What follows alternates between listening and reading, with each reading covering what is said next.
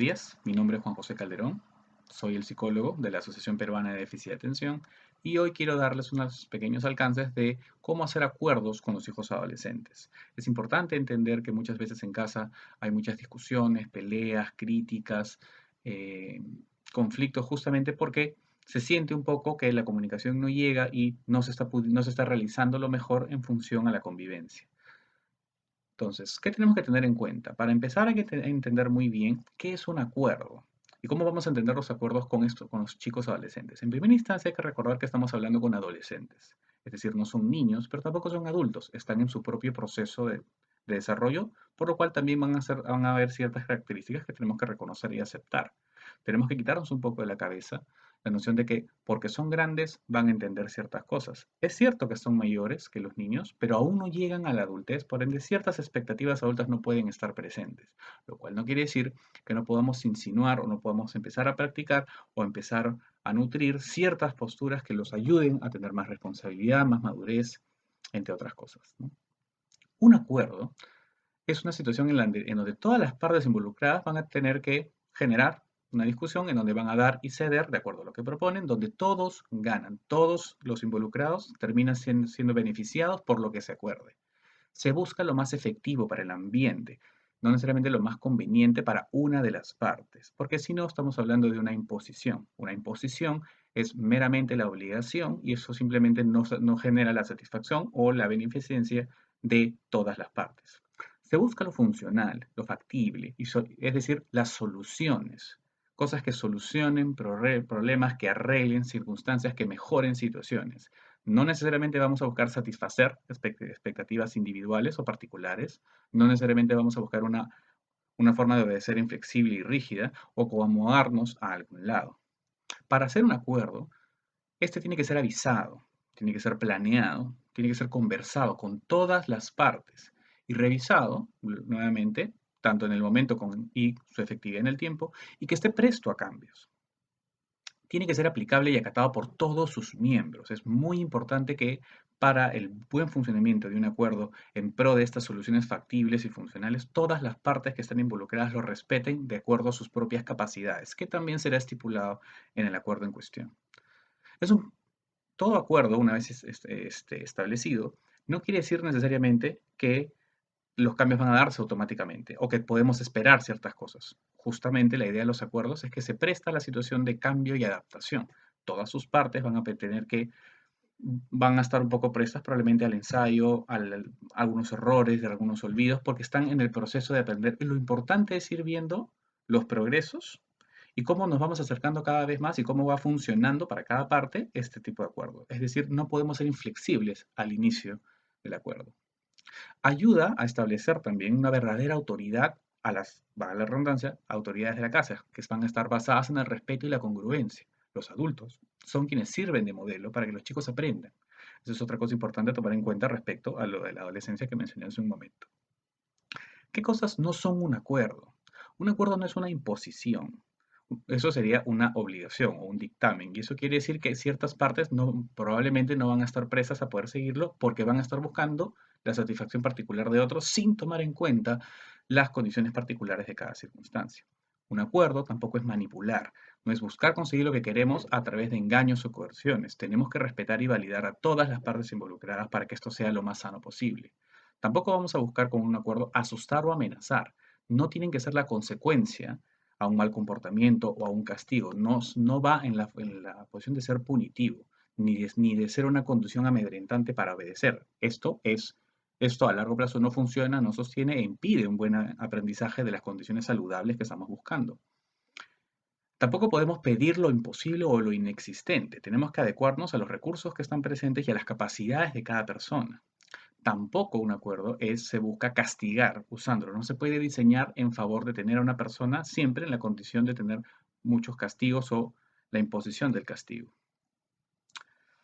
Por ende, para establecer un acuerdo, pues tenemos que entender que hay tres partes. A mí me gusta llamarlo el pre, el durante y el post.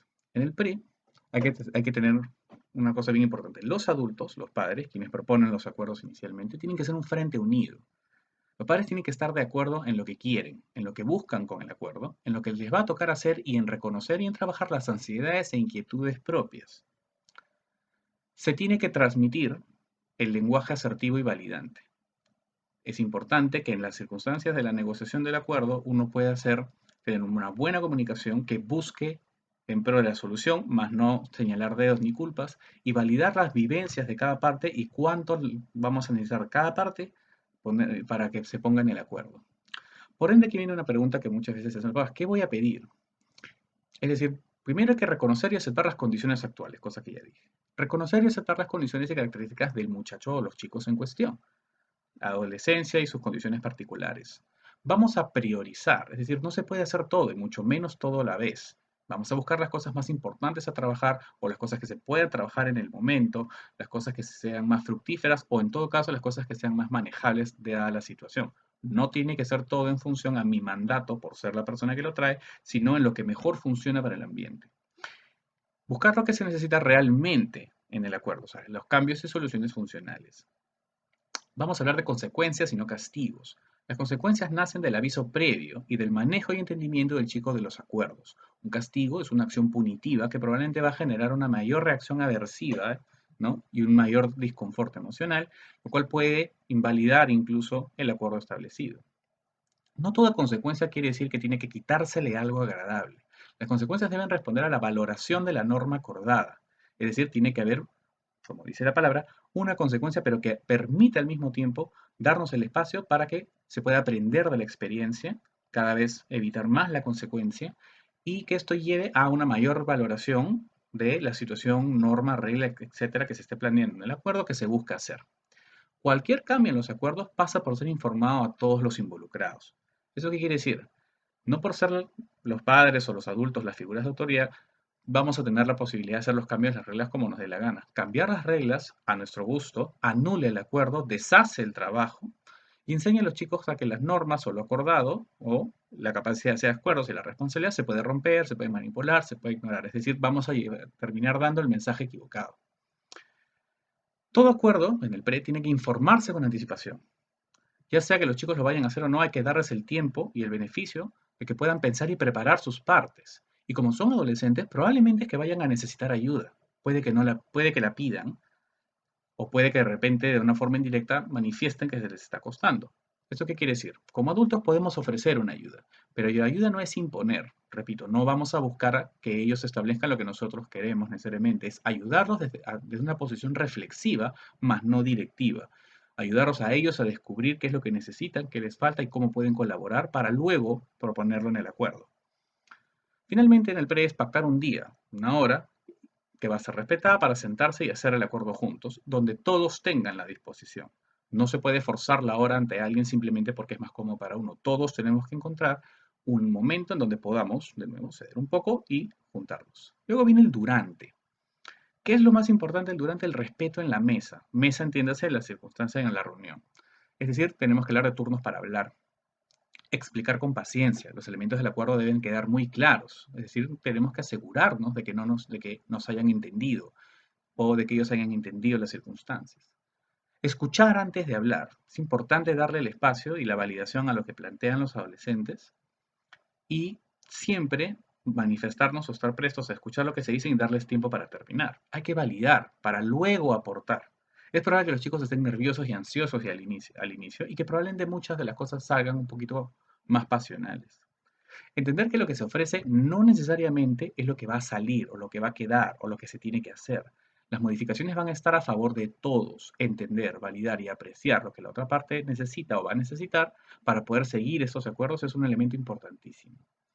Entender el alcance de las consecuencias. Nuevamente, los chicos les tiene que quedar muy claro cuáles son, estar avisados de cuáles son y qué significan y qué alcances tienen y qué significa para el aprendizaje. Las consecuencias son solo eso, no sirven ni están ahí para criticar, calificar, invalidar, menospreciar al adolescente. Eso ya sería un castigo que es lo que estamos buscando evitar. Por el contrario, cuando se aplican las consecuencias, se debe buscar un espacio pronto en donde se pueda trabajar una forma para seguir mejor los acuerdos y aprender de las consecuencias para evitarlas en un futuro y de esa manera también poder empezar a trabajar en pro del crecimiento y poder comunicar el aprecio por el esfuerzo que los chicos hacen para seguir los acuerdos. Luego viene el post, una vez que todo esto está acordado. Es bien importante tener la información a la mano, asegurarnos de que los chicos lo tengan en algún lugar accesible. Lo puedan ver, lo puedan recurrir a ellos, lo puedan manejar, lo puedan tener a la mano y revisar. Reconocer los progresos objetivos y reforzarlos. Es decir, quizá no se habrá cumplido la meta al 100%, pero cualquier cosa que nos lleve un cambio, nos acerque a progresos o a cambios saludables o objetivos, hay que reforzarlo y hay que felicitarlo y hay que también validar el intento del esfuerzo y aprender del error. Hacer esfuerzos hacer refuerzos espontáneos. Muchas veces es bueno recordarle sus mejorías, incluso cuando en el ambiente no es necesario. Es una muy buena forma de utilizar el refuerzo social para seguir incentivando la autoestima y las ganas de seguir cumpliendo. Hay que chequear con los chicos si es que están teniendo dificultades para manejar lo acordado. Puede que al inicio no lo manifiesten, porque no lo terminan de entender o no lo están viviendo todavía. Y es bueno manifestarles que nuestro interés yace en que ellos aprendan y lo logren, más que si lo cumplen o no. Hay que transmitirles que lo importante es el esfuerzo y la dedicación. Y finalmente hay que entender que observar si lo pactado continúa siendo aplicable en nuestro ambiente y cómo se adapta al entorno cambiante, qué cosas tenemos que ir haciendo y no olvidar la regla de oro de que todas las partes deben ser involucradas. Muchas gracias.